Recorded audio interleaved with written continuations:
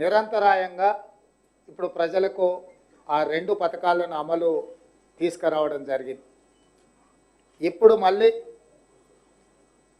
రాష్ట్ర ప్రభుత్వం ఆర్థిక వెసులుబాటును అంచనా వేసుకొని నిజమైన లబ్ధిదారులకి పథకాన్ని అమలు చేయాలన్న ఆలోచనతోటి ప్రజాపాలన పేరు మీద గ్రామ సభలు నిర్వహించి ప్రజల దగ్గరికి వెళ్ళి గ్రామాలలో ఈ పథకాలకు అవసరమైన అర్హుల నుంచి వాళ్ళ నుంచి అప్లికేషన్స్ తీసుకొని వాటిని క్రోడీకరించి అర్హులైన నిజమైన లబ్ధిదారులకు ఈరోజు 200 యూనిట్ల వరకు గృహ అవసరాలకు ఉచిత విద్యుత్తు, అదేవిధంగా 500 రూపాయలకే సిలిండర్ కార్యక్రమాన్ని ఈరోజు లాంఛనంగా ప్రారంభించుకుంటున్నాం.